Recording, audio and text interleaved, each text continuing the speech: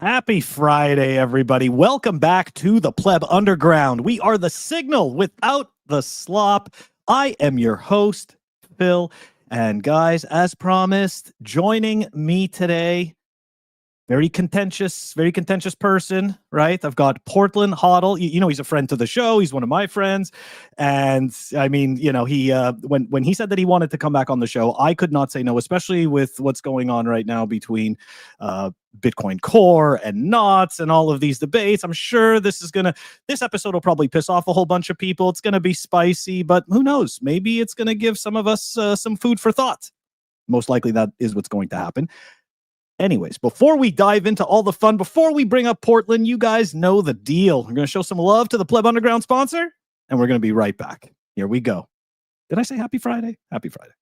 Pleb Underground is sponsored by Archimedes Emporium. Discover the pinnacle of precision engineering, starting with their Bitcoin logo wall clock, meticulously machined in Maine from a solid block of aerospace-grade aluminum, ensuring unparalleled durability and performance. Experience the difference of a product made without compromise. Head on over to Archimedes Emporium. All right, that's it. Portland's right up here in the hot seat right away, guys. Let's go. Yeah, hey Portland, thank you so much for joining me. This of course, this ought to be interesting. This definitely ought to be interesting. So, I guess we'll just start off with the overall general question. I feel as though everything just started to fall apart like a month ago in terms of the discussion between core and knots. And I might hold on. I just want to say it may have to do possibly with that space that you were in, where there was the discussion of, and hopefully you'll explain this clearer than I can. Absolutely. I'd love to. Yeah.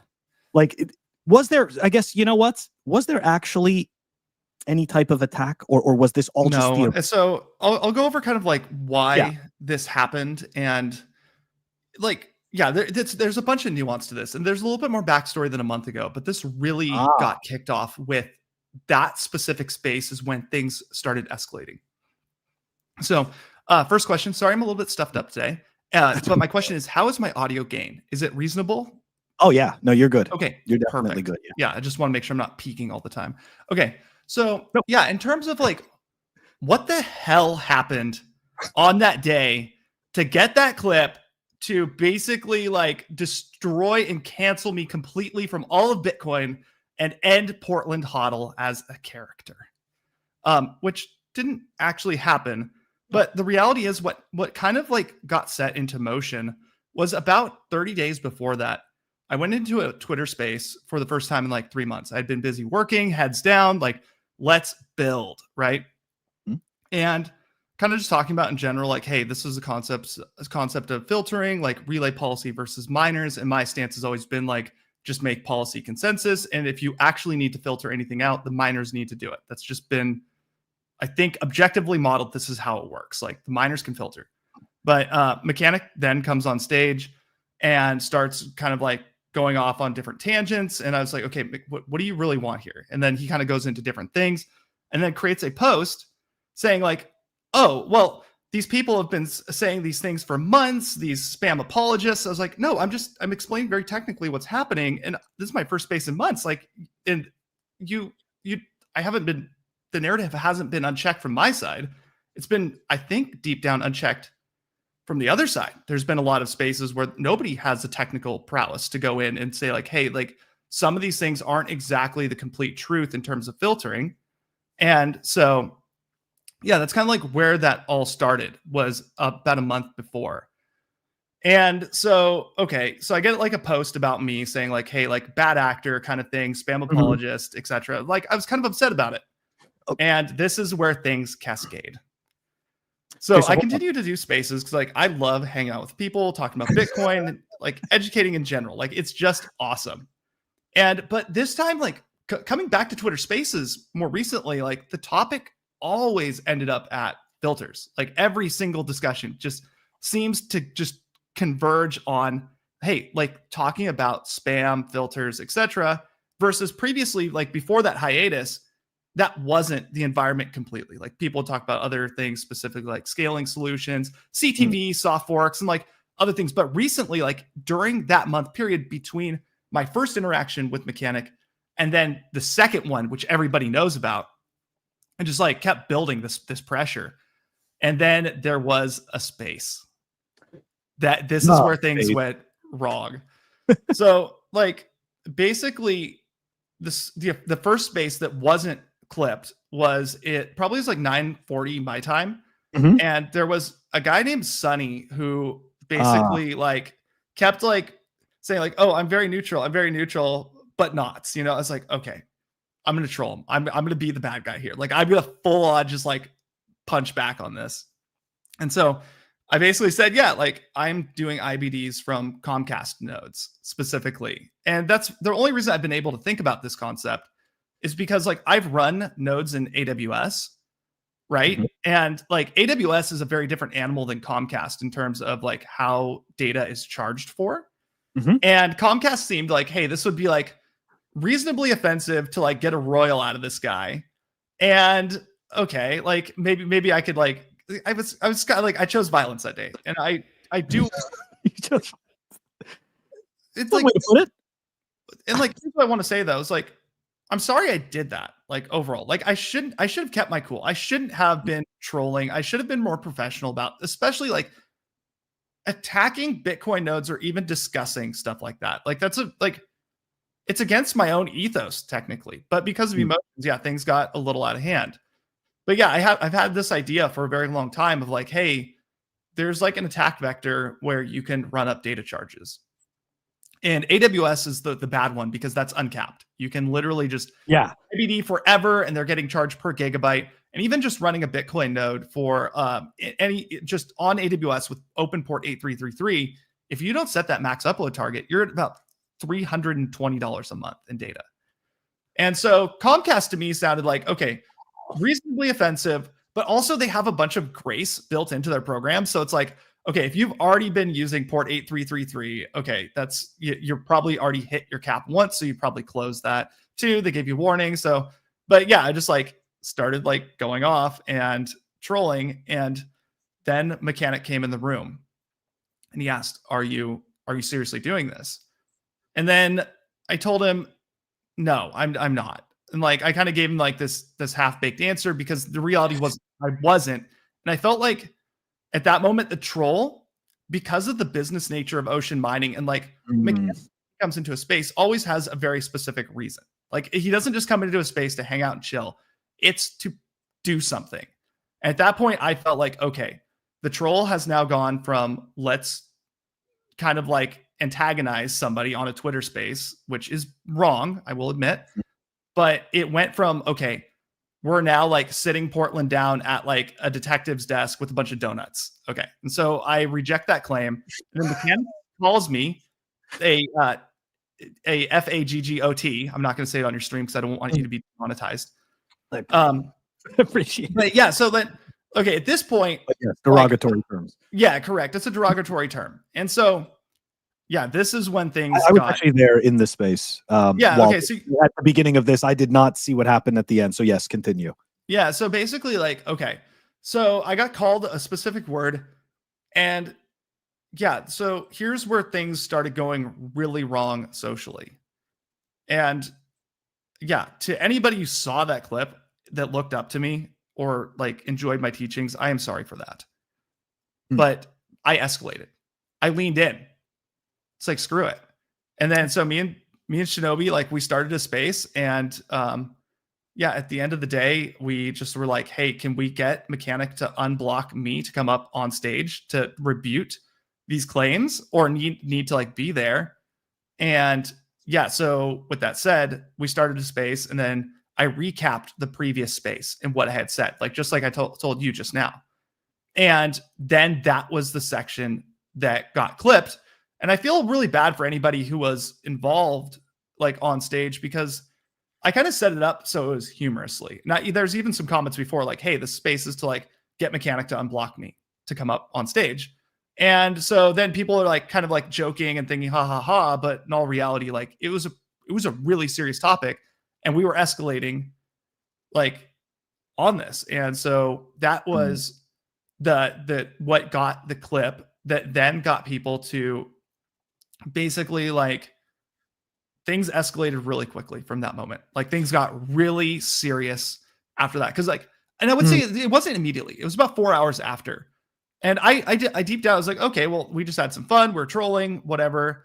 But yeah, things got really real when Luke Dash Jr. and Mechanic both took that clip, posted it like with the title "Attack on Bitcoin," etc., and kind of missing the broader context of the events before, and even a bit of humility towards an individual or verifying, like, hey, what really happened here? You know, it was a moment to seize on because of the nature of my character or my role in Bitcoin as the creator of Slipstream. The antithesis, right? Antithesis to ocean mining's restrictive policy is the looser policies that Slipstream has. And just in general, I've been kind of villainized on various ocean mining accounts profiles continuously for Slipstream, being called a bad actor, kind of various things like Slipstream bypasses all this stuff, hurting nodes. And even if not directly mentioning my name, like I am associated with Slipstream, and that's okay. Like freedom of speech, man. Like I do not get upset with anybody saying anything on Twitter. It's like, that's what Bitcoin is about. That's what I'm about. And so I kind of just like let it ride. But that is kind of like, I'll take a breather here. That is the exact like path to like how we ended up at the clip. Do you want me to go into what happened after, or would you like to take a break? No, you discuss? Will. You're definitely going to go into what happened after. But I did want to ask you this, though, because every time I think about this whole entire situation, I can't help but wonder, would this have all been, and it's not just your clip, but just this whole entire, the way that this has escalated, is it possible that all of this could have been avoided if Mechanic had not been banned the GitHub? Like, yes, I feel like that 100%, and 100%. Like, follow-up question to that is, do you believe, and again, I understand this is your opinion, you are not representative of other people. This is, I'm just looking for your. I got it. I got to state, I guess at this point, like we are getting into very divisive territory. Like this is more subjective. Before was objective. Now it's like my opinion. I do not represent Mara. I do not represent anybody else in the Bitcoin ecosystem. This is PortlandHODL's brain just cooking, gears working, and a little bit of life experience thrown in there at the same time. That's what this is. So my follow-up question about that, about the GitHub is, do you believe that whoever it was that made the decision to ban Mechanic from the GitHub, do you believe that Core did the right thing? Oh my goodness. Okay, that is. I know it's that is a really excellent question. And the answer is, because no. I apologize. I appreciate that question because I followed this very closely, and the answer is yes. Core absolutely did the right thing by temporarily banning Mechanic from the discussion. Yeah, we have to state that it was only 30 days. So a lot of it, the way that it was made to sound was that's it. He can never contribute to the Git again. But to your point, it was a 30-day temporary suspension. Yep. Yes. Okay. Sorry. Go. So specifically, I'll go into like the nuance of this is that Mechanic made one comment that was relatively off topic, even technically and possibly socially, like basically inciting brigading. And like, actually, I take that back, not inciting brigading at that point, but like it was really off topic. And so basically one of the moderators gave him a warning and said, hey, like you got to, at this point, stick to the technicals. And I guess not. Okay.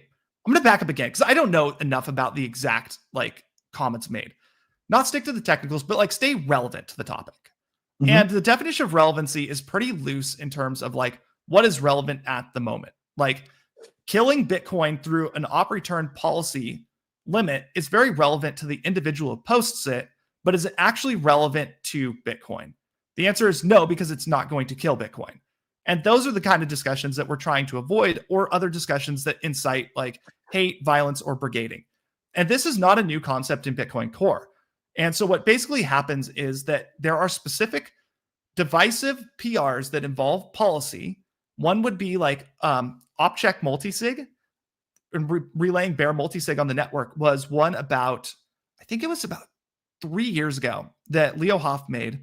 And that same PR had the same brigading behavior. Like you had a bunch of people come in, and it just devolves into very uncivilized discussion, because it's not about people actively invested in a specific PR and the code changes happening, but it's kind of becomes a little bit more of who has more social weight with followers to kind of rally the troops and get them to say like, I vote for side X or I vote for side Y. And so you end up with like a bunch of comments going like, hey, I'm going to kill Bitcoin, or this is going to kill Bitcoin. Then another comment that says, hey, this is actually a really good thing because it reduces like the discrepancy between miners and policy.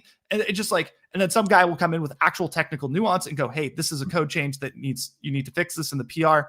And the whole thing is just basically warring between different sides away from the original change and the actual like meat and potatoes behind it. Like what is going to happen at the end of the day?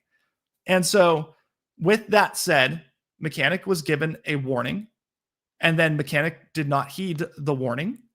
And then he was surprised Pikachu got blocked for 30 days in terms of that discussion.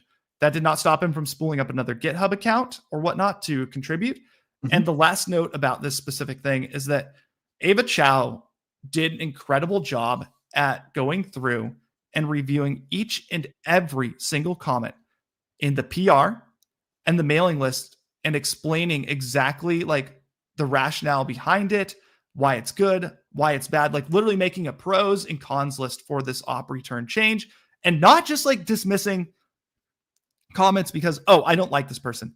Genuinely going through, reading each line, no matter how irrelevant it was. And like that is the best review I've seen of a PR socially ever. And it's on Twitch. Like it's absolutely awesome. And he goes to the mailing list, and like both pros and cons of this PR were discussed. So would you say at this point that this argument is purely tribal?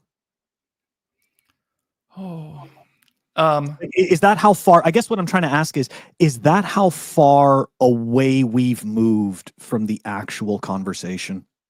Because, yeah, sorry. There's like a bunch of individual components at play here. The first one is the defining ideology between the two camps seems to be, in my opinion, one side wants Bitcoin to not be quite permissionless in terms of you can do whatever you want, but should only be used for what are deemed monetary transactions. That in of itself is a concept that I still haven't grokked in terms of like how you can possibly have an open good, such as a time chain that is used for money, that every script has a value out and a locking script, but also tell individuals, hey, like with this programmable money, you can only do X things, or these X things are good. And then the other side is typically more so leaning towards, hey, like just pay the fee, the block spaces for thee. And I align closer to that because of the fact, like deep down, I want to be the cypherpunk. I want free markets to do what free markets do. And everything seems to have worked pretty well for 15 years, regardless of like what policy changes have been implemented. And so those are the kind of like ideologies between the two sides. Now, okay, let's talk about the change and how that impacts the ideologies. One, the change to Bitcoin Core specifically removes the limit on op return, which historically has been a node policy, not consensus, which is basically a per node change that is by default 80 bytes. Bitcoin Core has completely scrapped that specific policy, primarily because of the fact that people are now doing things in the UTXO set that are far worse than just using the op return and burning the data. The data is still being paid for. The data is still ending up on chain. It's just being put in more roundabout ways that do basically more damage to Bitcoin long term, harder to validate, less decentralization. And so that's the change. And then now it becomes like, okay, there has been an element of people discussing, is this change the death of Bitcoin? And I think this is where the tribalism really starts to rear its ugly head. And you have two kind of individual camps, and they are so spread apart on each end, because from a very technical level and the incentives level, this change to op return is an absolute nothing burger. Like, I'll state it right now. I do not believe that because op returns are made to be up to the max standard transaction size of 100 kilobytes, people are all of a sudden going to fill every block with op returns, and op returns are going to disrupt Bitcoin in any meaningful way. And the reason why is because of the fact that inscriptions already exist that use the witness data, and there is a direct financial incentive to store data that way if you're going to do it. And so now that's my thesis. I could be completely wrong. I don't think I will be, though. I think you might see some bigger op returns, but I don't think there will be too many. Now, the other side is of this kind of like group, in terms of the groups that I defined, is that Bitcoin will die because of this. And this was in that GitHub thread we just discussed. Yeah. Like a very common theme of like Jason Hughes comes out and literally says this is like the end of Bitcoin. I remember even at one point saying, I'm going to sell my Bitcoin if this change gets merged, etc. And like, when you say that you're telling people Bitcoin is going to die, in my opinion, is an attack on Bitcoin itself. Like, Bitcoin is anti-fragile. Bitcoin is incredibly resilient. And with that said, when you have a following of people that look up to your pool, what you're doing, your client implementation, and all of a sudden you're saying that Bitcoin is going to die, that is a direct interpretation by individuals that Bitcoin is being attacked. And that's how you end up where we are today, where a lot of individuals believe that Core now is attacking Bitcoin over this change. And there is no empirical proof that Bitcoin will die because of this, or even be really affected. Like, this hasn't even happened yet. And so let's continue down the path a little bit further. And why I think this is a giant, like, first of all, it's a DOS on people's time, denial of service. So people that normally would do things are now engaging in discussions that are largely unproductive.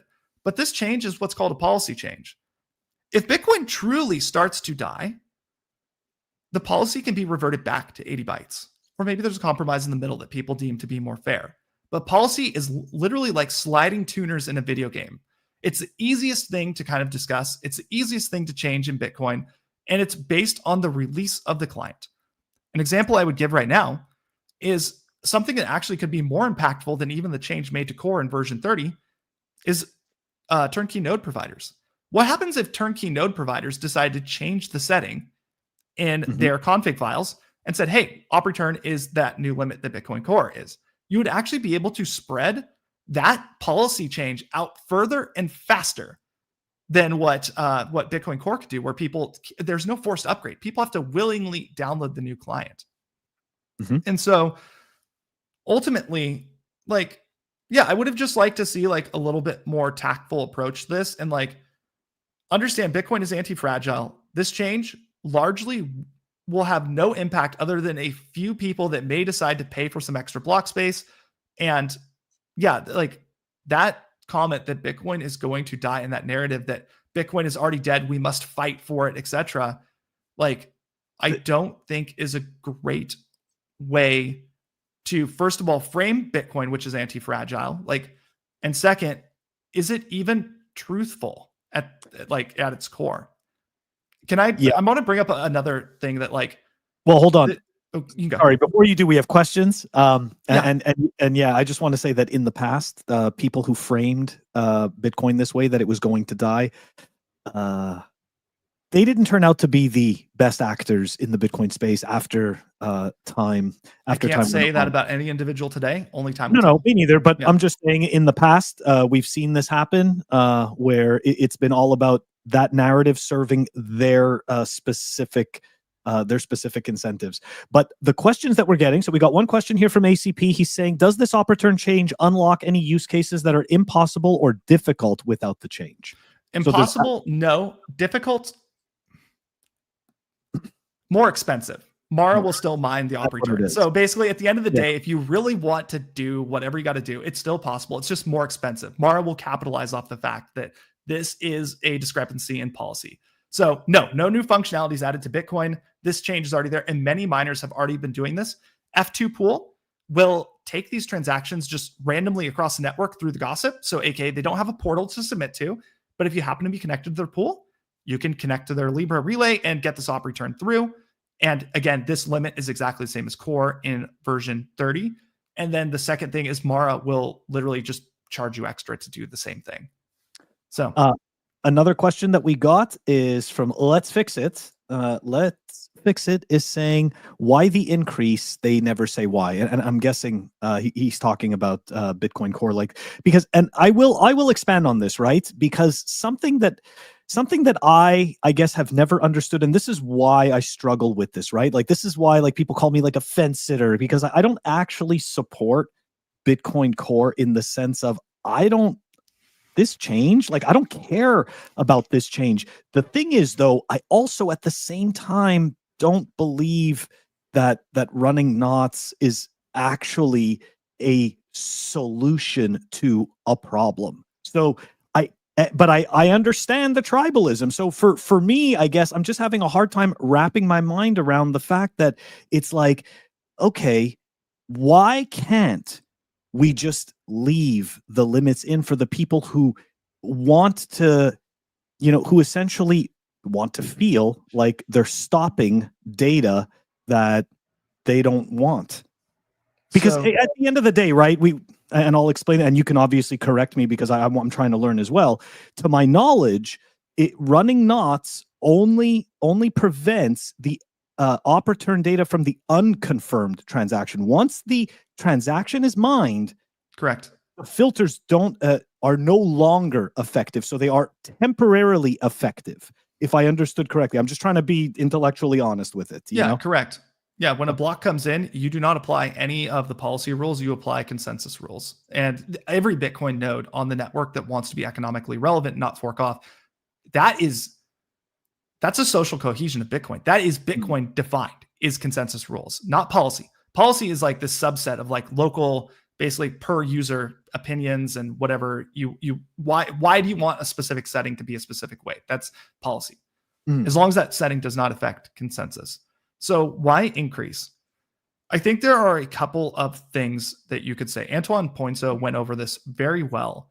But first of all, like I alluded to earlier, that data that goes into an op return is overall, if it is going to be stored, and that's the kind of part of the debate, if it is going to be ever existent, I would say a comparison is every pirated MP3 song a stolen sale?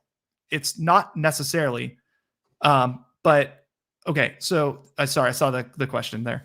So now it goes into the next thing. Okay, this data will inevitably, under demand, end up in Bitcoin. Then it becomes a question of how are people doing it?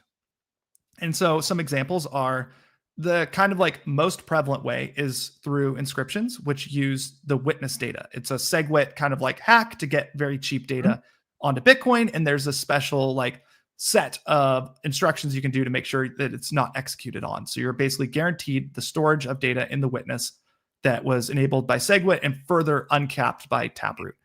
Now, let's go into the specific op return, because op return doesn't affect that specific thing. So with that said, Citria was the first kind of L2 to show that they're willing to do stuff in a pretty bad way in terms of storing data. And actually, I'm gonna walk that one back a little bit. Counterparty actually was the first. Yeah. But yeah, Citria went kind of the next level. And they're like, okay, well, we needed 130 some bytes. The op return's only 80.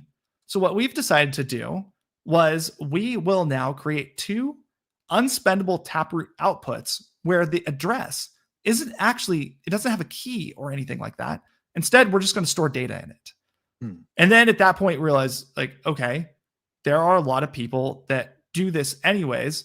And even some of the damage done by inscriptions bloating the UTXO set, specifically BRC20s, that wouldn't have probably existed if that op return policy had not been there in the first place. People may have just used that space that is available, getting it pruned. And yeah, so like closing that out, basically there are reasons to do it specifically because people are using data on Bitcoin in the worst way possible under demand, specifically creating unspendable addresses with it.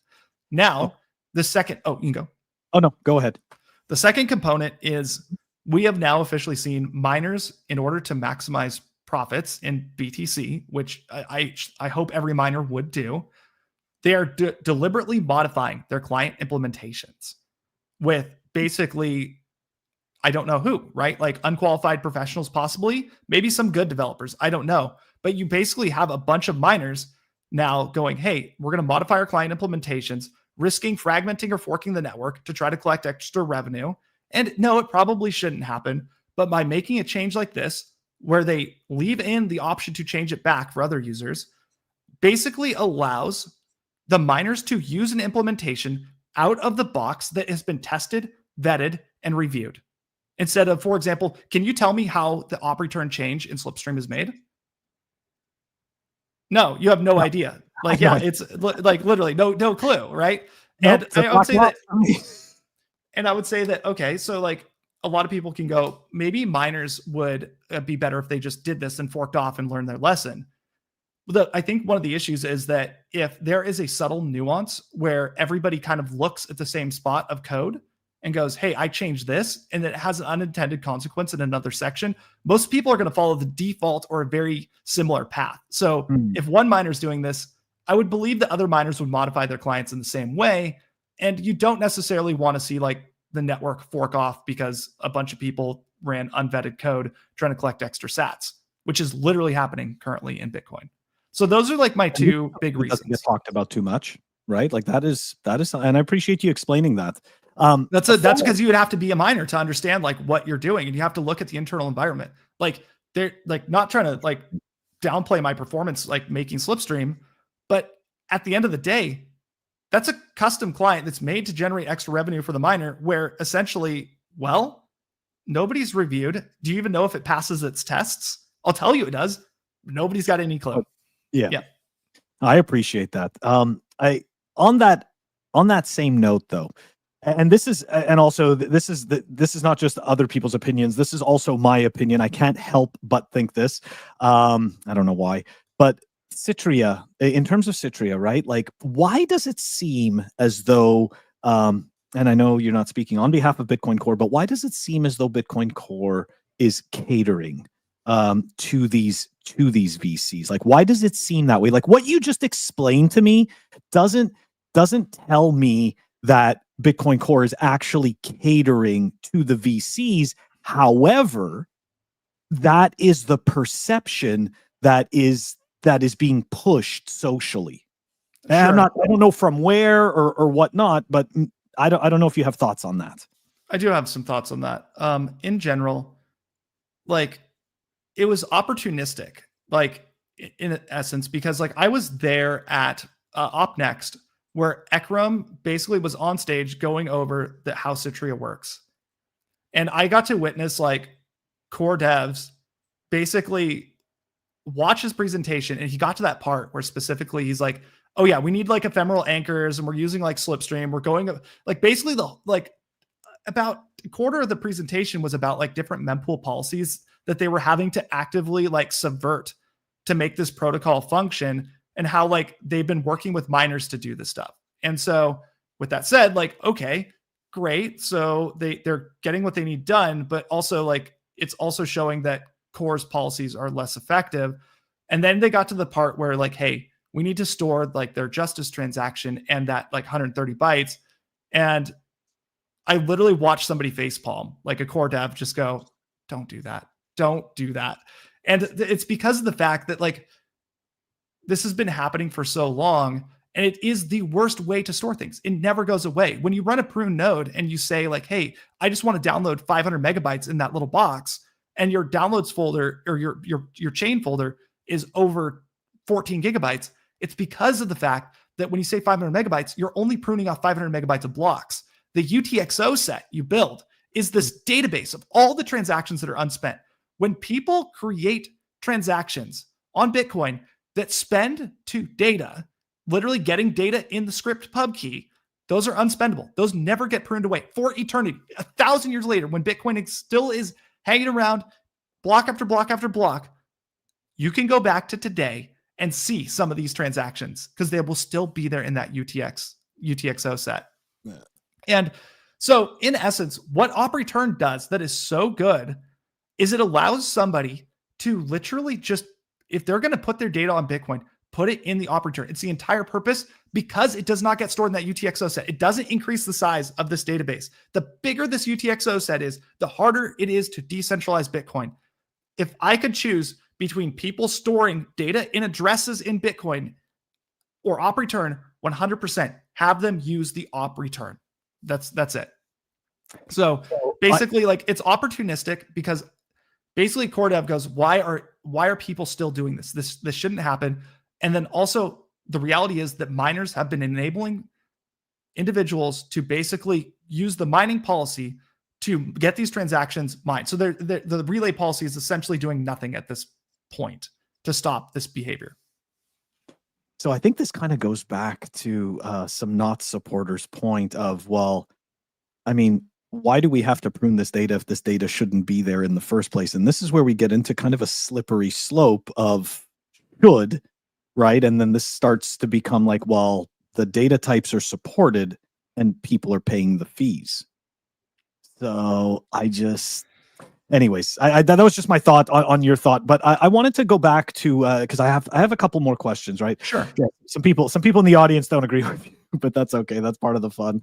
So let me ask you this, right? So here, I'm just going to show this post here from Bamsky, fellow Bitcoiner, right? Congrats to Knots devs on hitting 21% of node runners, right? I am not going to go into where these numbers come from. Having multiple implementations is good for Bitcoin. 100%. Right. So I was going to ask you, like, do you agree with that?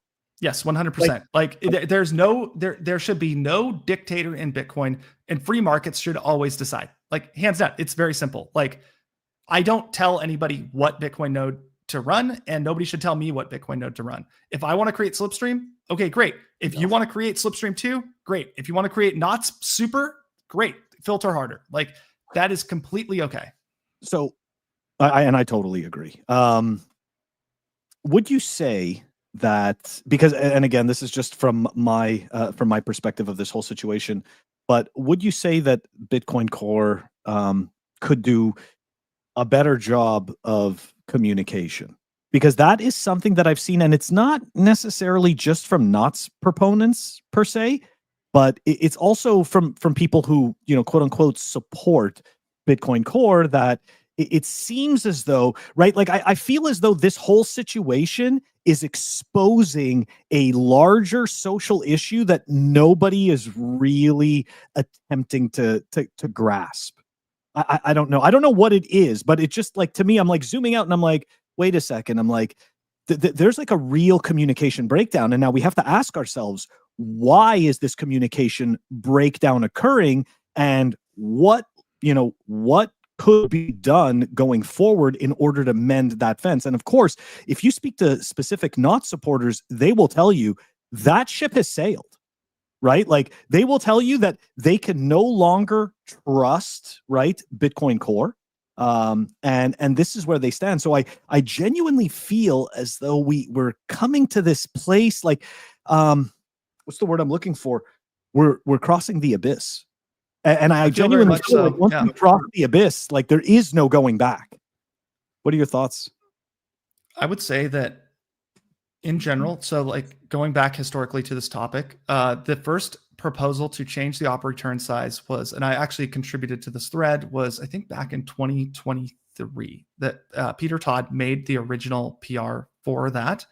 And it wasn't highly debated, and it was pretty overall like technically relevant. There wasn't any like, hey, Bitcoin's going to die. But at the end of the day, like miners largely at that point were not bypassing any of the relay policy. Everybody was pretty much in line. Like Core is in control, the driver's seat there. And then, so that PR gets like, basically, hey, like, let's talk about it later. And then this one comes up and yeah, when things start moving socially, like when you say something, even this podcast, like I hope not to get canceled again. Like I'm speaking genuinely. Oh, don't worry, I'm already canceled. Okay, that's fine. But like I do, we can go over that in a second. I would like to go over like the after effects, but like closing it out, like each individual action has many degrees of freedom. I don't think anybody thought that probably like, hey, giving Mechanic a hiatus would lead to this specific outcome. I believe everybody has the right to speak on a GitHub thread. I do agree it absolutely distorts any like civil discussion at some point once it becomes brigaded. And I don't know how do you just reset the thread? Like, what do you do? I'm not in that position to make those calls. But things got really, really messy. And then the second order knock-on effects of, okay, so Core is trying to communicate like, hey, these are the reasons why. And they also like did take in feedback very well that, hey, the original change had the option removed to literally configure the size of the data carrier. And they listened to the feedback of like, okay, maybe that is unreasonable to remove the size of the data carrier, but instead we'll keep the option, but we're still going to make the actual default that it will relay any op return up to the standard transaction size. And so now it's like you have this very muddy discussion between technically what's happening, emotional like discussion where people are just like, hey, like I feel X, Y, or Z. You have you then have non-technical participants entering in. It is literally just baking soda and vinegar going off. Like you're just shaking it and stuff is just going everywhere. And I don't know, other than potentially slowing down the discussion, what would have been better about the communication. Like specifically Core made a statement on bitcoincore.org. Remember, they are their own organization. They are technically allowed to do what they would like with their client implementation. That doesn't mean you have to use it. There are no forced upgrades, but at the same time, like they will at some point have to like become unified and go, hey, this is what direction we're going to take. They took the direction to make the op return size the standard transaction limit. They made a statement on bitcoincore.org. They let people discuss in the PR for a very long period of time. Ava Chow went out and literally did a 4-hour Twitch stream reading over every single ack, knack, and comment. The fact that change was going to happen at a certain point that was determined was the problem. I think like basically what I'm saying is like at some point, some people knew that like, hey, this is going to happen. And it's like, and it became more vicious. Like, how can we get these people to stop this change? And the triviality of the change in terms of like its technical implementation, even the social incentives led to like a very interesting dynamic. And this is, I think, one of the most important parts. And that is Bitcoin. You can say very concisely that the sides participating in this discussion were largely Ocean/Bitcoin knots and Bitcoin Core supporters. Like those are the two sides. And what then happens is you can think about this like in terms of Linux distributions, right? You have, I would say like Bitcoin Core is like Ubuntu, very big. It's a very influential piece, a very influential group. And you had knots when this whole thing started, which was quite a bit less influential. Let's maybe say like an Arch or a Gentoo.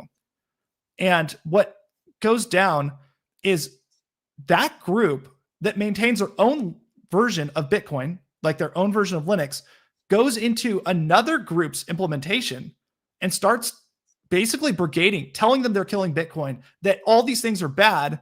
And at that point, do you let the behavior of a vocal minority dictate which direction that your project goes. And I'm not going to say if they made the right or wrong decision, but bending the knee would potentially lead to more of these types of conflicts in the future, because you're basically acknowledging, hey, if people get rowdy enough, if people start making enough threats to developers, which, by the way, anybody who's listening to this, do not threaten violence over any of this stuff. Like, that is, like, there are very few things that are worse than that. But at the end of the day, like, I denounce all threats of violence to developers. We do not need to go that. There are civil discussions. I don't even care if discussions get rowdy. But like, all these things basically started happening over this period of time. Things got completely uncivil. Do you bend the knee to that? I think that, I'm not going to say it was a part of the discussion, but it feels like that there was no great win to take here. It was just like kind of like crappy outcomes all around. I can't help, I can't help but think sometimes that this is all just marketing.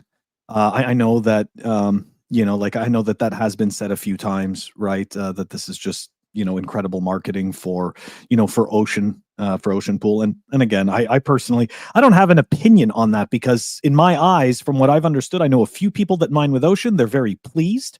They like, they don't have to, it's a good product. So it's like, okay, I mean, that's fair. I don't necessarily believe that. But I just want to go back to something about, you were talking about that Ava Chow went over all of the changes and everything like that.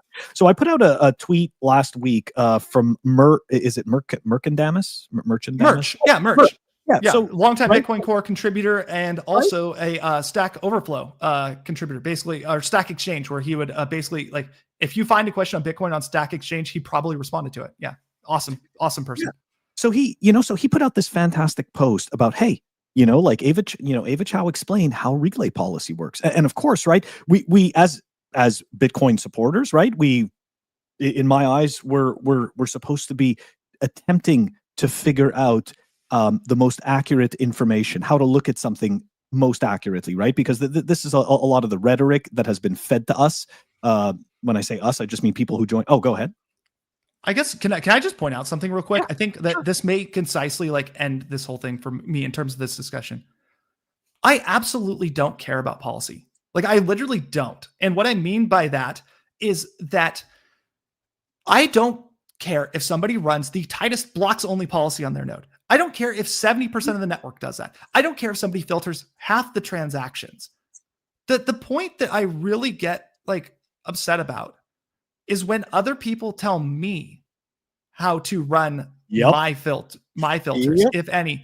And that's what, like, at the end of the day, that's what I want to stand up against, is like, as a Bitcoiner, you're supposed to be a sovereign individual, and to kind of go out and like just really go after specific individuals for the policies they run, I think is very, very unhealthy. Like, the actual act of running the software is not a problem. I think the human behavior around it and the civil discourse, uncivil discourse, is just so negative for Bitcoin. As an external observer, how could, if I just brought in my dad onto Bitcoin Twitter and he just scrolled along with me, he would look at like the comments being made right now and go, what is happening in Bitcoin? Like, why are there these things? Like, what is all of this? And I don't think that's healthy for like adoption to have this level of fragmentation over like such a very trivial thing. Like, it's just like, it's policy. It's literally designed to be the slider per individuals. And it's a default that people get, just like, are now like literally threatening other individuals over, like literally going out of their way. Like, do you want, okay. Yeah. That's my, I'll let you speak, but yeah, that's my problem. I just don't want to be told what to do at the end of the day. Right. I completely let me use my money. So many of us are freedom maximalists, right? And then that comes into question when you start talking about things like implementations, right? Like, am I really a freedom maximalist, or am I do what I say maximalist, right? But anyways, my point that I was trying to make earlier was this. As you know, I come from a technical field. I did technical support, and my background's network administration, yada, yada. So I worked with engineers, and I also worked with technical writers. And one of the things that I was responsible for was reviewing the descriptions of bug fixes and features. Now, the reason why was because most engineers just explain things in a very technical way that is completely abstract, or abstract enough from reality that the average person can't actually deduce a proper opinion about the matter. Technical jargon is the term for it. Thank you. Yes, technical jargon. And one of my jobs, right, was to take that technical jargon and turn it into something that makes sense to the layman. And I genuinely believe, because I've looked through the GitHub. I've looked through multiple different PRs. I have myself put in PRs on GitHub. And in all fairness, okay, a person who is non-technical, none of this means anything. However, though, they believe in Bitcoin and they believe in Bitcoin's properties, and they want to be able to make a decision, and I guess you'd say an educated decision based on the information that is in front of them. And I genuinely believe that this is a piece that is missing in the development process is, I guess, I don't know, individual contributors, volunteers that would take all of this PR data and actually put it into layman's terms. Maybe that would help. I don't know. I know it's more administrative. Okay, philosophically, let's go. Terrible things. Okay, I'm sorry. Here's my thought on this. So, in terms of like, this issue has been discussed quite a bit by various levels of technical expertise, and so what ultimately, by the way, to the person who keeps talking about configurability, the option still exists in Bitcoin Core. Like, it literally is still there. But I want to go back to that after about the optionality being in Bitcoin Core. I'm sorry. I'm just adding it to the notes. But ultimately, oh shoot, I just forgot the topic we're going on. Writing style and communication style. Yes. And so basically, you have two things that really occurred here. You have individuals that are perceived to represent Bitcoin Core, myself included. Like, people think I'm like this core dev. I am not. I've contributed to Bitcoin Core a couple times, but I literally made my own client implementation. Shinobi, people think he is a Bitcoin Core dev. He is not a Bitcoin Core dev. Peter Todd, his contributions were years ago. These people can speak, and people associate them with Bitcoin Core. And as such, like, if they go into that technical jargon, which I, Shinobi, Peter Todd very likely do frequently, like, it can come across very like confusing. It doesn't make sense. Like, I always try to wrap things in a bow, but at the end of the day, sometimes I'm not quite successful at that. But also, like, this discussion also has occurred for both sides at very like regular, just like, hey, just like, this is like the vibesy feel of like what's going on. Even on Twitter Spaces, you have advocates for, hey, like, freedom maximalist, use your money the way you want, I don't care what you do. And not supporters can go like, hey, like, I think we should stop this specific behavior. But ultimately, I think that this discourse has been going on for so long, for 2 years. There hasn't been a single instance where an individual hasn't been exposed to this topic at a level that they couldn't understand somewhat. And the problem is, though you have everybody speaking from the simplest explanation, most abstracted away, to the most concise explanation, even in this chat, things are still being discussed that aren't correct. Like, just in general, things are getting missed between everybody talking. There are so many opinions, so many voices. And yes, maybe Core making a statement that is more readable might help. I still don't think it would have done a whole lot. I can appreciate that, because of course, right, everything is subject to interpretation. Somebody'd have to read it for that matter. Okay, I'm going to make the joke here. If Core did anything to successfully communicate this change to the community, they should have done a podcast.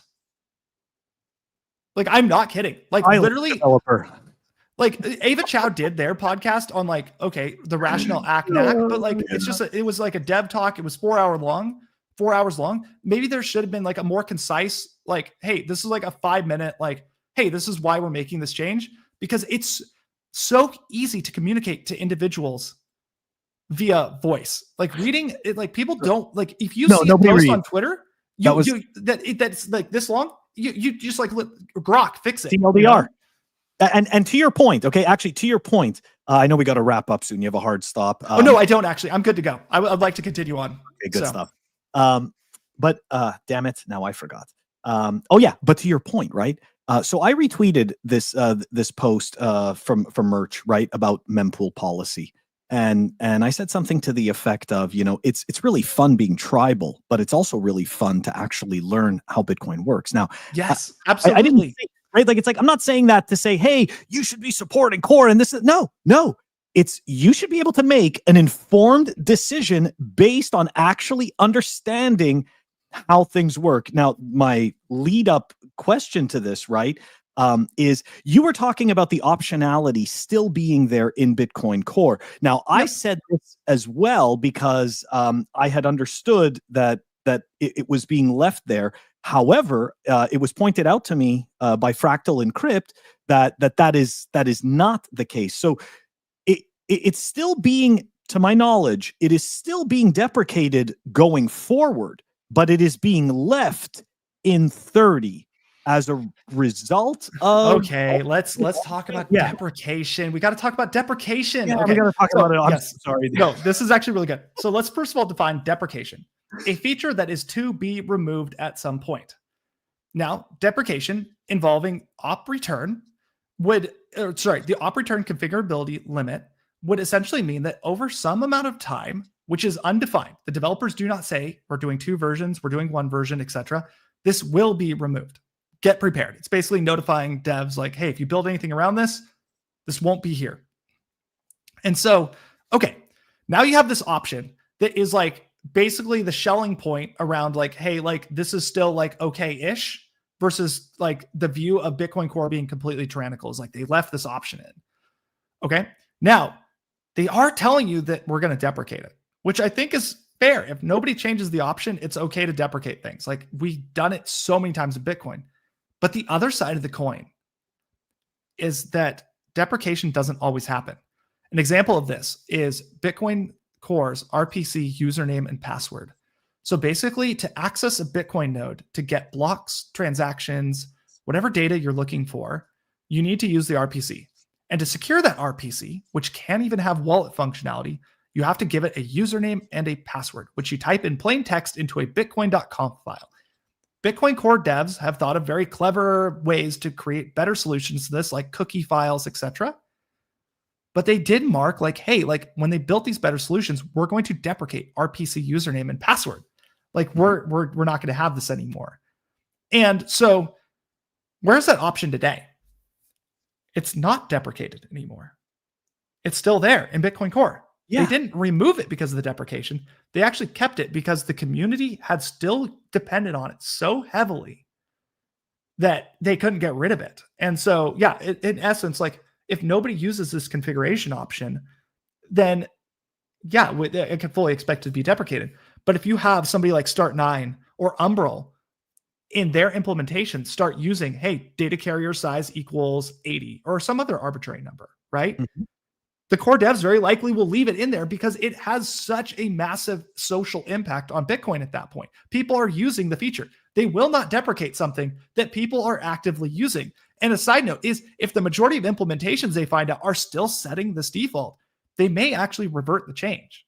Like that's kind of what happens. Like policy is this very flexible thing that changes over time. There's no fixed outcome for it. So, but with that said, yeah, deprecation doesn't always mean deprecation. It likely does, but not always. So from essentially to me, right, I'm willing to extend the olive branch and say, I believe that, maybe the methods were a little crude. However, I believe that NOT's supporters have made their point, right? Like, because let's say they didn't, let's say there wasn't all of this noise, right? I believe the setting would have been completely deprecated and would have been completely removed. Yep. So people have to socially show their support for a feature or against it. I mean, this is what I'm seeing, right? It's like, see, because and the reason why I'm saying this is because I did see some people from the core side, specifically like programmers like Callie, essentially. Callie's not a core developer. Oh, sorry, not a core developer, but he's a developer. Programmer. Yeah, correct. A programmer. I think, did I say he's a core developer? No, you didn't. You said he had a Bitcoin developer. So okay, I apologize. I made that jump. That was my bad. No, I just don't want to misframe either, right? No, you're good. But Callie, right? Like I've seen, and it's not just him, but I've seen a few people, right, trying to essentially mischaracterize, and I'm not saying this isn't being done on the Knot side either, but essentially trying to mischaracterize and downplay people who run knots and support knots as it being effective, right? However, I do believe that the social signaling, right, has had an effect. So I don't know where I was going with that, but I'm just trying to say that I would say that basically, not like, you know, these guys aren't doing this in vain. Like I believe, you know, it's like I get. You know, sorry, go on. I'm just going to start rambling. Yeah, so like at the end of the day, like there was an impact of people basically knacking in the discussion, like, hey, I don't like the idea that you're removing the option or the slider from this implementation.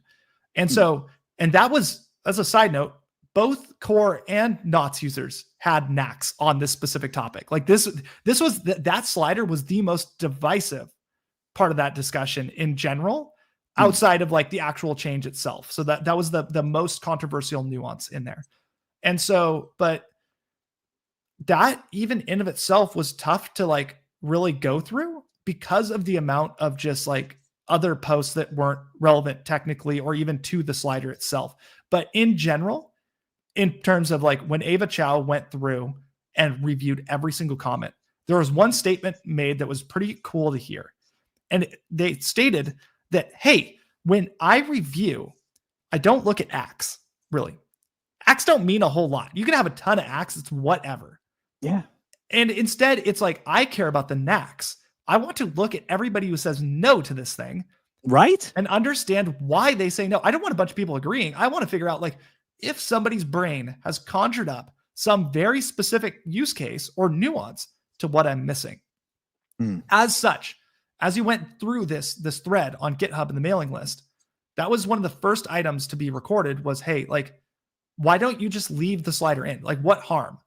And it came down to like, okay, like it's technical debt. Like you have to maintain this piece of code, but socially it's still pretty useful in terms of feeling out like, hey, like, are people interested in maybe not using the change that we provided by default, etc.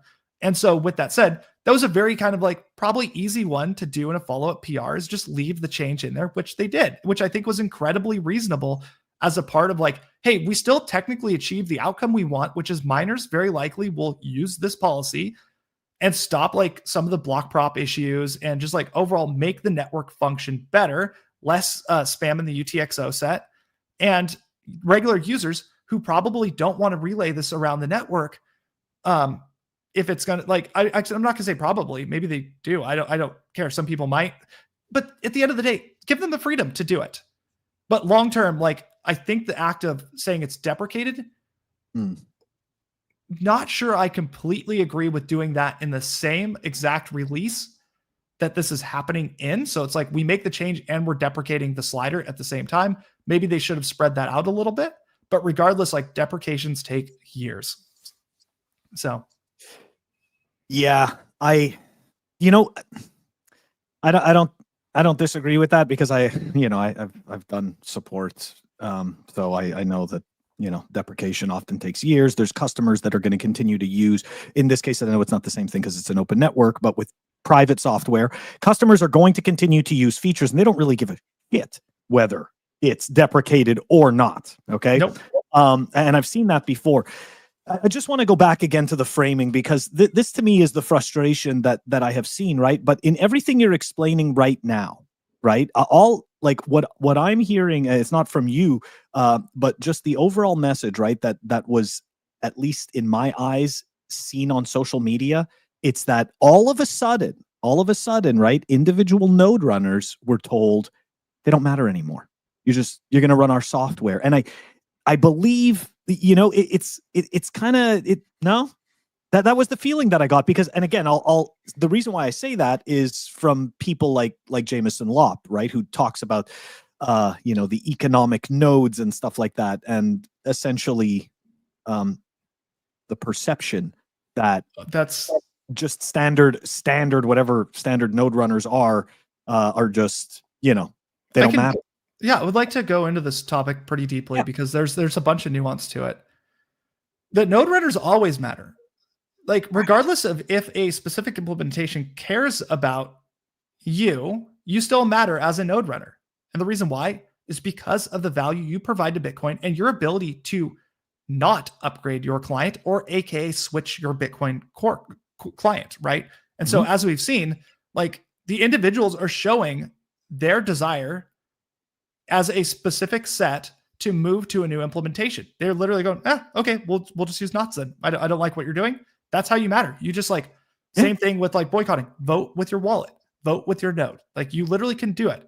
I mean, I would highly suggest not like inciting outrage and violence, etc., but like, just switch. Like, literally watch the number go up, enjoy, provide economic value, focus on doing things with Bitcoin, because the idea that one node equals one vote is 100% incorrect. And this is going to hurt for some individuals. That's it. No, this is true. 100%. Okay, so here's why one node does not equal one vote. One node does not equal one vote because your node scales with its economic or social influence. And what I mean by that is PortlandHODL have, let's say, this is an example, not completely true, but PortlandHODL have a AWS account. I spool up 6,000 nodes, 25% of the Bitcoin network overnight, just creating a shared drive, some symlinks to the blocks, and just like running all these things independently with their own UTXO sets. Does that give me 25% voting rights on any change in the Bitcoin network? Do I get to tell 25% of people what to do? Do I get to tell 25% of the blocks what gets included? No. None of those things. I don't get any privilege from that. There's no value. If those nodes come online and then go offline, it doesn't matter at all because there's a sufficient number of actual economic nodes that are being used in good faith, not sibling the network, to pick up the slack. So even though your nodes may have connections to my 6,000 of them, even if I go offline, you won't even notice that anything's even happened because you'll just connect to other nodes. Okay, well, so where is the voting? Where's this rough consensus? Where does it come from? It's from influence. Let's start with the most basic example here. I am a node runner, and I have a stack of Bitcoin, and I don't actively do anything with that Bitcoin. I just kind of hodl, I stack NGU. Like, I'm preserving my wealth in terms of purchasing power against inflation and tyrannical governments. I also like some of the abilities, like properties like super mobile, etc. But like, okay, now here's where the rubber meets the road. Bitcoin is under attack. Okay. Somebody wants to fork Bitcoin, hard fork. Good news is, even if it does happen, you're going to get an airdrop. But with that said, what influence do I hold as this individual that self-custodies but doesn't provide any activity on Bitcoin at the moment? Like, what can I do to influence at this point? Try to get other people to run the same thing as you. Sure. Yeah. I can go on Twitter and be like, hey, or whatever, and say like, hey, I don't support this. But even then, like, you still don't have a ton of weight. What you really can do is you can say, I'm going to sell my coins. I'm going to sell, if you fork to this side, I'm going to dump, right? And the example of this would be like Satoshi. He's probably a hodler with no economic activity, but if a fork happened and he just came back from the dead and went like, hey, I'm going to dump all my coins, that's a lot of influence all of a sudden, right? But if you don't have that many coins to dump, it doesn't give you a lot of weight to kind of like start throwing around, like going like, hey, like, yeah, if this happens, I'll sell my 100,000 sats. Most people go, okay, you know, that's the reality. So the node to you is incredibly valuable. It gives you privacy, etc. But like, we're starting to scale now. We're seeing that node runners with a hodl can have some impact depending on the hodl size. Now let's get into some more meat and potatoes. Okay, so now let's say we have a network of POS systems that exist in the US. Maybe Jack Mullers finally completes the whole integration and he runs a Bitcoin node. And there's a lot of active peer-to-peer transactions on Bitcoin. And there is a change that threatens like the ability to do that, or maybe like kind of like advances L2s that might displace like this peer-to-peer action. But there's still a lot of traffic going through Jack's POS system. Now, okay, soft fork or hard fork time. What does Jack have in his toolkit to do influence? Like, how can he influence this decision? How can he sway people to not run this other client? How can he tell or guide people into doing what he wants people to do? He can tell people that he'll dump his coins. He'll dump his coins, or he'll shut down the service. We'll lose that economic activity on Bitcoin. That will reduce the price. I won't support the new fork. I will just let it go. I won't deal with it. I just want to point out, it'll reduce the price temporarily. This is like, yeah, it is. I mean, in all fairness, right? Like that's kind of part, in my eyes, that's one of the resilient features of Bitcoin. Yes. Is that right? Because you can't produce any more of it all on your own without proof of work, right? Once you exert that financial power, you're pretty much done, unless, of course, you have a method to acquire, to continually acquire massive amounts of Bitcoin that you can then sell onto the and a dump is over and over again. So it's a dump is a very temporary thing, but at the end of the day, it represents like the thing you can do. Yeah. Okay, so that's right. Sorry. And like I guess that's a note. Like Jason Hughes himself in that GitHub thread, that was him exerting influence. He said he would dump his coins, right? And I don't know how effective that is, but like you can still say it. But regardless, okay, so we just gave the example of Jack Mallers, though, like creating like a POS system. It runs on a specific version of Bitcoin.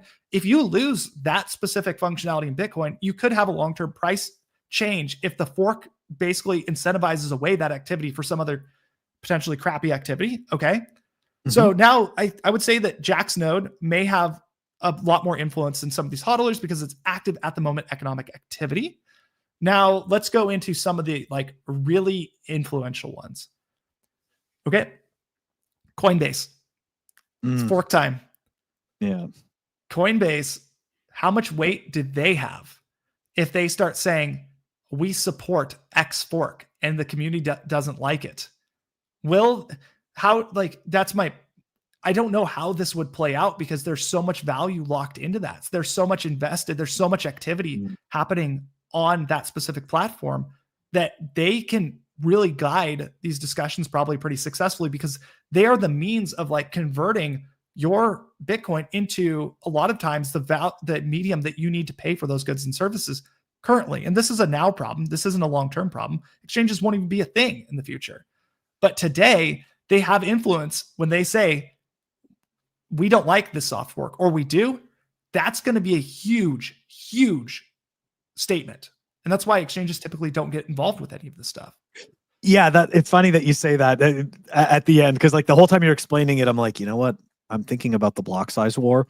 And I remember, right? Like Coinbase obviously had no say, right? Not no say, but they had no take, right? But they did facilitate, they did facilitate people being able to dump their BCH. So, but they did not take a stance. Correct. So to your point. And if your exchange can run both, you may decide to do both of them, right? But if it's too hard to validate, you may go to one or the other. The next would be like, there's an interesting thing as well.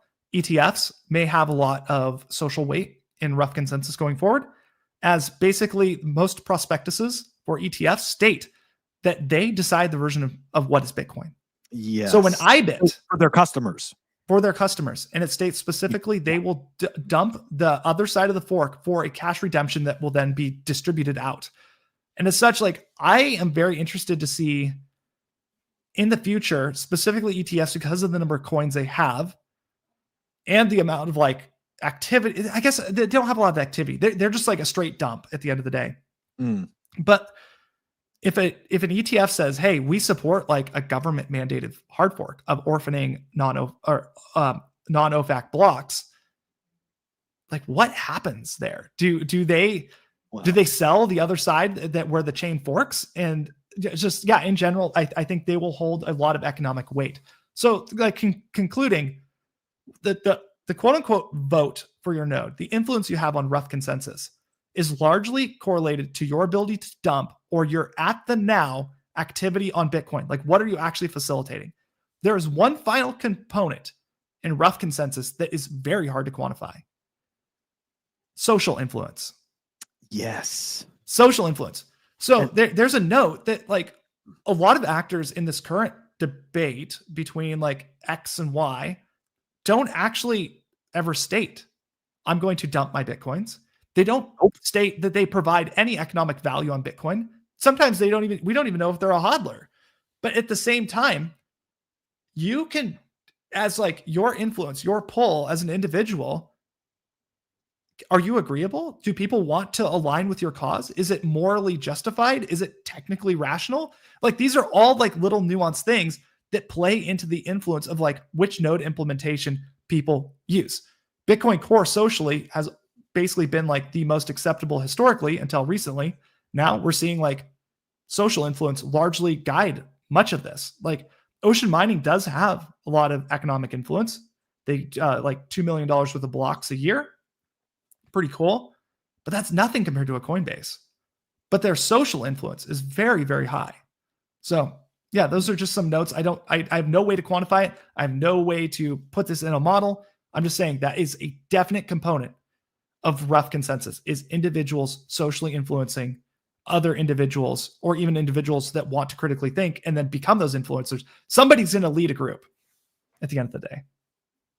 Yeah, I definitely think that that's a good point. And I hate to say this, but so one of the things that I noticed was that, there's kind of a mix, right? There's people who have been in the space for a very, in my eyes, for a very long time, or at least as long as me, who have decided to run knots. But then again, I don't actually care that they run knots. I'm more concerned about the people feeling the need to have to convince others, right? Because as if their own actions for themselves are not enough, right? It's like you have to go and convince others.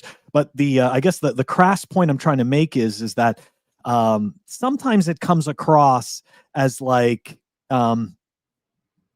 make my stack more important. That's kind of, I hate saying it, but I can't help it, right? Like I get that eerie feeling that it's like, I want to make my stack more important. And how can I do that? Well, I can pick a side and I can go to war, and I can go and fight for my side because my side is righteous and good. Dude, okay. Let's go on this. Yeah, please. I would like to talk about this for a moment. Yeah. It's okay. I'm gonna lose all my subscribers anyways. Doesn't matter. No, you're fine. It's good we're talking about this stuff. And by the way, to anybody watching, like why my eyes are specifically like wrong, it's because I'm tilting my screen so you don't see my construction project in the background. Actually, I can adjust here. That's fine. We'll adjust. So yeah, Z-Logic is he is a big proponent of knots and has definitely gone back and forth with me quite a few times. And this is actually one of the reasons I wanted to do this show with you was so that we can have this conversation. I think like I maybe even beyond just like, okay, we'll go into that in a second. How did PortlandHODL like become a thing on Twitter? Like where did it go? Do you remember my start? Like, do you remember? Because like, let's go back in time a little bit. This is a good one. I only remember. I mean, I remember speaking to you before you did the marathon stuff. But okay, yeah. So my first Twitter space I ever went into was discussing monetary inflation during COVID. My thesis has always been the U.S. government will 100%. Like basically they're buying their own bonds. Hyperinflation is going to happen. I still think that's my thesis. Like Bitcoin protects you from that. Okay. Now I mentioned I was like a core contributor. People freaked out. I was like, oh, cool. Okay. Well, let's have a space let's talk about Bitcoin development at the time. People wanted to know about CTV. And so I started like hosting Bitcoin spaces about nodes and like Bitcoin development. And I basically turned into like, let's run a node. And I got my first 5,000 followers, just like literally showing people how to run nodes. I'd run Bitcoin tech support spaces where I'd literally walk people through how to SSH into their umbrals, all that stuff, doing Bitcoin education. Mm-hmm. But the whole idea where I started was run a node. I was the shepherd of the cohort on Twitter spaces of 2021, 2022 of running nodes. Like, hey, this is, and I'll get into why. Mm-hmm. And so then I got scooped up by Mara. I'm now working a lot.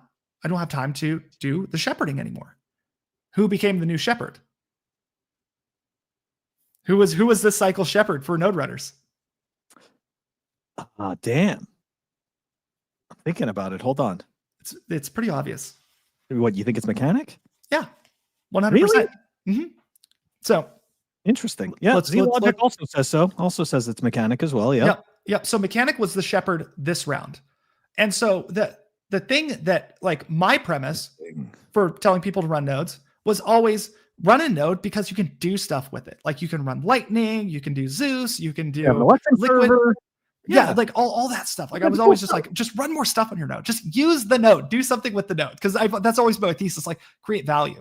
But why is a node so important in the psychological element of individuals who are in Bitcoin? It's because Bitcoin sucks. Clip it right now, but let's continue. And so, like, here's why I say that. So here's why Bitcoin sucks. I can't touch it. I can't, like, if I have a gold coin, I can look at it and go, ooh, so shiny. And I go, oh, this one's special because it has a stamp. Bitcoin's all the same.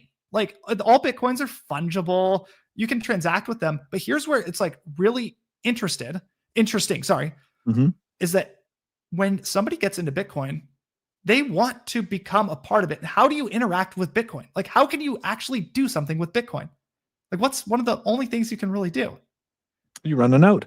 You run a node. That's how you get involved with Bitcoin. You just run a node. Like, I'm not saying your node gets a vote. It may after enough time. Maybe you get some hash rate, or maybe you get some economic influence or something. But, like, start running a node. Do stuff with it. Figure out if you can be somebody who's going to provide value on the Bitcoin network. Get some privacy benefits from it. Just, like, be the cypherpunk you always should be. Like, that's what the node running does. And to interact with Bitcoin, you need a node, because Bitcoin is a source of truth, and the node gives you that truth. And so what nodes are a way to get involved with Bitcoin. Bitcoin provides a lot of purpose for individuals. It fills in that missing piece. If you ever wonder, like, why my life sucks, you learn about Bitcoin, you find out about inflation, you figure out Bitcoin fixes inflation, and then suddenly that piece clicks in and the whole puzzle makes sense. Other than, like, I'm just going to say it religiously, God, Bitcoin is pretty good at making you understand, like, the way the world works. Once you understand Bitcoin, you can measure everything against it. It's like an SI unit. Okay, so Bitcoin nodes are amazing for giving people purpose, right? And so, like, okay, now, why the run a node thing? Well, it's easy to platform on because of the fact that you can give people an idea, and Mechanic platformed on run a node, save Bitcoin. You will save Bitcoin, like, in posts, like, Bitcoin is going to not succeed if we don't have X number of knots runners, etc. Luke, like, these guys constantly make the individual feel the need to get involved with Bitcoin actively through node running, protecting their investment from the imminent death that, if they don't get involved, that will occur. So that's why it's so, like, the shepherding is so powerful on that side. Is like, you bought this asset, you've gotten invested with it. How do I interact with it? Not only, like, my campaign was okay, like, hey, like, do more stuff. Theirs is intense. Their campaign is, you need to fix Bitcoin. You need to get involved. Otherwise, Bitcoin will fail. And that is so, like, I'm just going to be upfront. That is so against my thesis of Bitcoin. I think if Bitcoin needs individuals to act in a certain way, if Bitcoin needs any single person to participate to be able to function, Bitcoin has failed. Bitcoin needs to be a permissionless system with the incentives aligned so strongly that no individual has any impact. That's the most important part, is I should be able to, like, literally just go away. My Bitcoin stack survives in its current state, just doing what it does. Like that, there should be no interaction. I can interact with that if I would like. I love interacting with Bitcoin, but ultimately, no individual should need to save Bitcoin.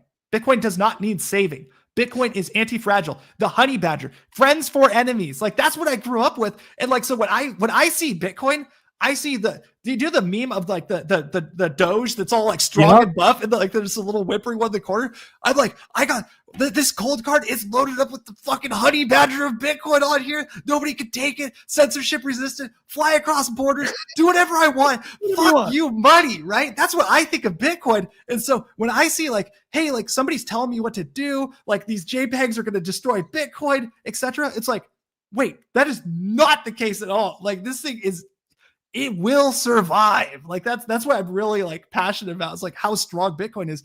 And if I truly believed any of this stuff, like JPEGs had the potential to kill Bitcoin, or there's any individual action, any group of people could take to kill Bitcoin functionally, I never would hodl, hold, or invest my life story into talking to people about Bitcoin.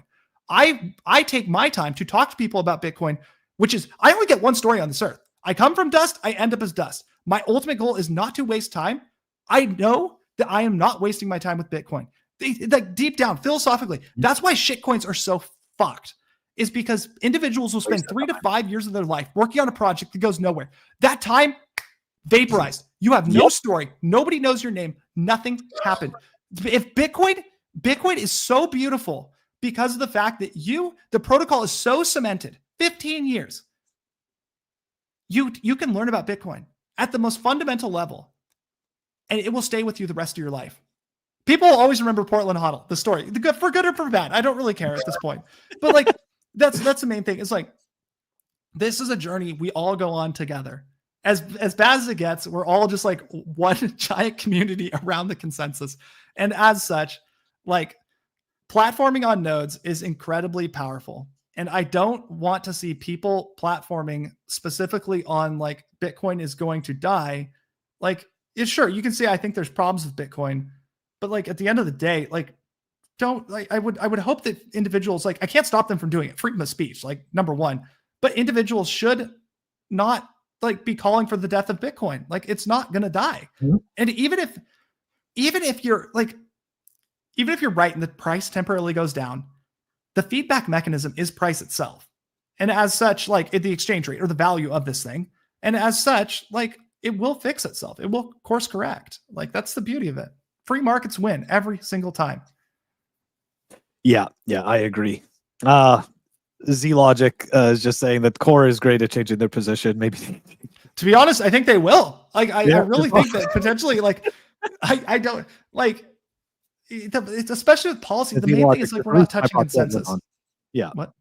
I know. I was just saying to Z-Logic, there's a reason I brought you on the show, right? There's a reason that I asked for you to come on the show, and it's because I appreciate how you explain things, and I appreciate that you don't sugarcoat them, and I think it's very important. Now, not sugarcoating is obviously I think it's very important. Oh, go ahead.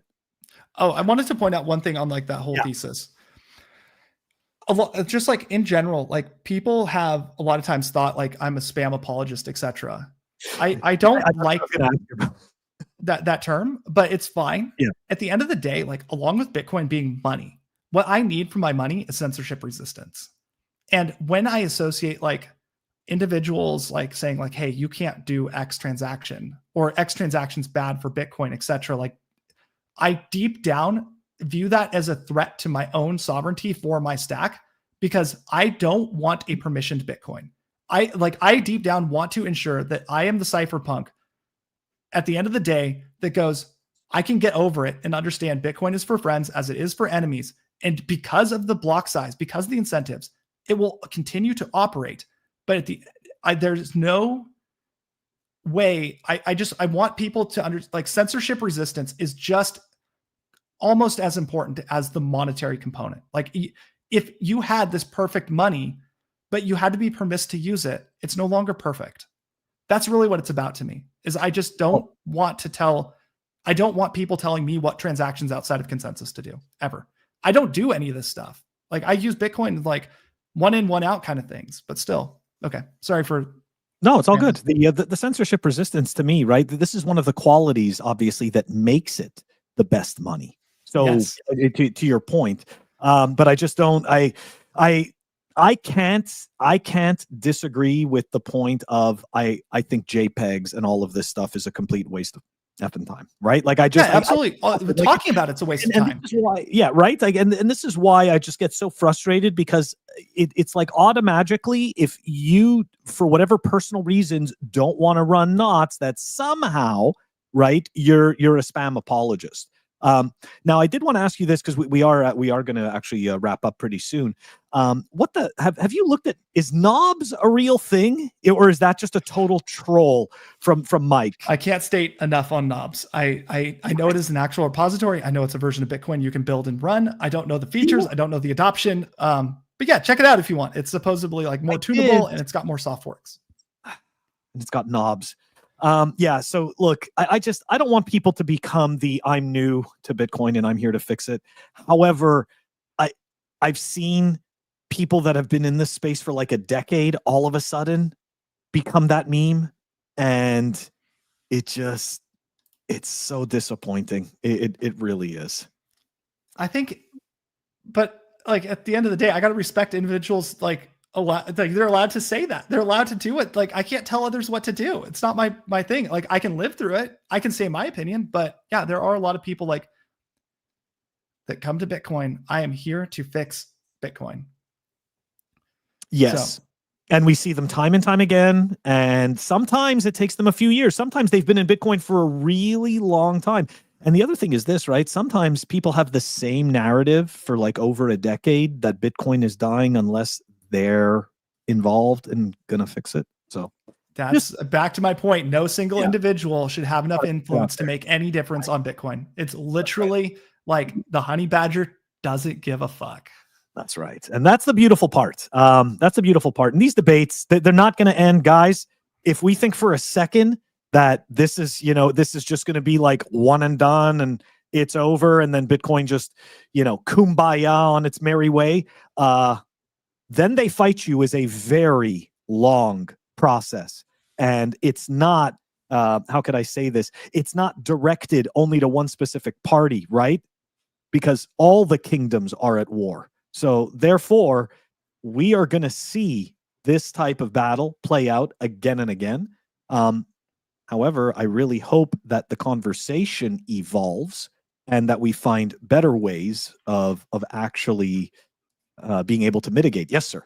How much more time do you got? I've got a whole bunch of it I have to go to, but at the same time, if you want to go for let's say another 20 minutes or something, I'm down. Sure. Yeah. I would like to I guess one thing we started on kind of like the clip that happened like that on Twitter, but we didn't get into the the effects of that. I would kind of like to just quickly just recap and recount just some of the notes for anybody just kind of going through this and some of my thoughts, if that's okay. Would you like to, or do you think that's kind of off topic? No, absolutely not. I think it's everything is fair game. I just like to post people's comments while we talk because to me it's it's important, right? Seeing all the different points of view. Yep. Yeah. And so I do agree that L2 is for the monkeys. I think L2 crap should be on the base layer. Anyways, it's I get it. L2 is for the monkeys, but it's not a democracy. I get it. Yeah. But basically going back to kind of rounding out this is that the original clip did incite what I would deem to be it was pretty damning, but at the same time, definitely a cancel event happened. And anybody goes through one of these, do not freak out. I would say that it's very intense initially. People are coming at you from every side. They're trying to pry up all your employers. They're trying to find your name, full on doxing. I saw that. Yeah. And then, so basically ultimately what I wanted to go into is how to handle these situations in the way, why I handled things, or not how, why I handled things in a certain way. The first thing I wanted to say is that initially, things started getting really bad, a lot of comments, threads, etc., responses, and then immediately contacted my employers, and I was like, "Hey, this happened. It's becoming a thing. I cannot stop this from proliferating." Second was do not engage. I did not want to add fuel to the fire. I immediately felt terrible for what had happened. Mm-hmm. I was slightly upset because of the amount of this is kind of some of the more nuanced stuff that I didn't expect socially, feeling bad for what you did. I think that's pretty normal, but there are some effects that were very different. And this is what the more dark side of things I wanted to talk about is that the things that I didn't expect to come out of this were three things. One, death threats. So first of all, one threat of like, hey, like you deserve to die. There was a second threat of violence that came in my DMs from no name accounts. Do not like, no matter like how bad things get between groups, do not do that. There are people behind the computers, there are families, etc. Like violence is not okay. Yeah. So agreed. just that's kind of my note is like, that is really stressful to an individual because you don't know if the guy, like, I think Mechanic said it, like, it's probably not going to happen, but it's still like, I don't know if there's a lunatic that knows something about me or whatnot because it's emotionally charged. The second thing is like the clip itself didn't have good context into like why we got there, etc., or even the validity of the claims.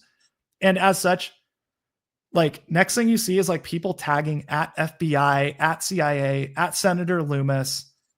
Like my opinion would be, we're all adults here. Can we like, unless it really is like FBI grade stuff, which we're not going to go into too much, but yeah, like I believe Bitcoin should be an attempt to get away from the state, not kind of like go to the state to kind of like, hey, can we get the state to do X to somebody I don't like? We saw very poor behavior occur. Yeah, and like I just like, yeah, go on. I can't stop anybody from doing it, right? Again, like freedom of speech. It just, like I didn't call the FBI. I didn't even call my local police department after getting threats. I was just like, hey, I'll handle it like a man. Like look at my OPSEC, look at my security, etc.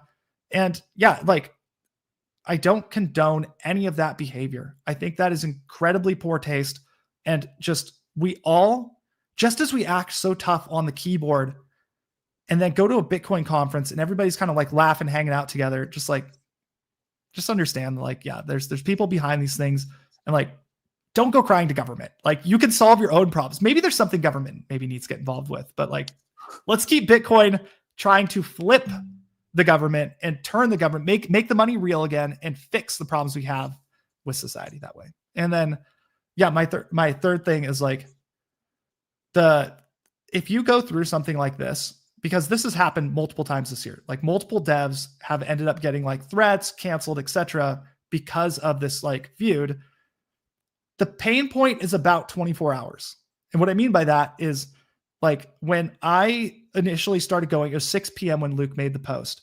And I was like, my release from this like awful like stress is going to be when Matt Cratter makes his video. I was like, once Cratter makes a video on me, it's all downhill from here. Like, thank you. That was, and thank goodness he made a special Saturday episode for me and to release me from my prison. But the algo is really intense for that 24 hours, but things then back off. So that's really good. Like the pain doesn't go on forever. And then the final, like, I guess I'll add a fourth point is I realized like the value of trust and just like Bitcoin is a tight community, lots of individuals. And I broke that trust that day by just losing my cool. And though like I've done pretty well overall for years and not all of it was true, even that it's still like, it wasn't good. So just like, those are my reflections from the whole thing. But like, yeah, if you catch yourself like by any chance, like in the crosshairs of like being canceled, it's going to be 24 hours. Just let it go and just keep cool. Like just, it's the most intense thing you'll ever experience. Like the week after, it still felt surreal. It was crazy. Like I still was like processing in my head what just happened on Saturday. So, Yeah. And last note is to like good or bad. Some people really got upset with me apologizing. And I apologize because I was deep down. Yeah, people, because it shows weakness. A lot of people want you to be like, no, F you, like blah, blah, blah. When I apologized, it was purely because I wanted to say sorry from my heart for letting people who look up to me and follow me down. That's a primary thing. Yeah. It's something really interesting, right? Like people just project their own fears onto others and their own insecurities and whatnot. And like, so it's like, it's more of an ego thing, right? Like being able to recognize that possibly, right, like wasn't the correct path.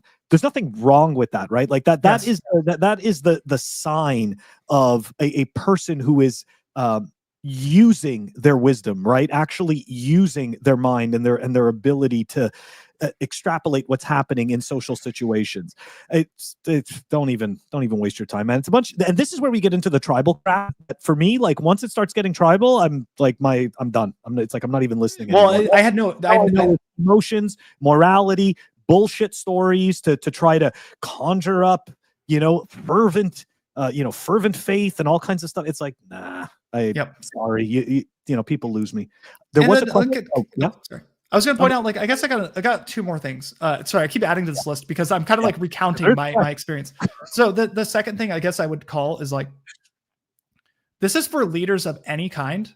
And we've seen like again and again and again in society, leaders can never call for direct things to happen, but they can incite things. And as such, like, I would hope that everybody from this year can understand, especially if they're in this position of like, they have a following of sorts, like understand how your actions can culminate over time and influence individual behavior. And as such, like from PortlandHODL to you, Phil, to every Bitcoiner that people listen to, it's important to realize like your position with your individual crowd. So if it's divided, if it's all unified across it doesn't really matter, but that would be it. And then, the last note is like, when these things happen, there's a lot of like people like trying to get you for everything. They want to cancel you away from like your job. They basically want to end, technically maybe stop you from like working, maybe existing. I'm not sure. I guess technically existing for the case of one, but like a lot of misinformation gets spread very quickly. Like people claimed I had used work computers for this. I never even did it. So with that said, like so those are just some notes about like recounting, and thank you for letting me go through that.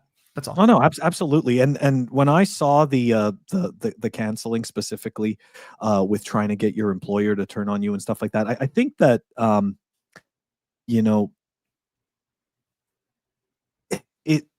people cross, right? Like that is a line, right? Like that is a line that you cross into the real world, and you are now affecting a person's livelihood, right? The ability for someone to feed themselves, all of these things.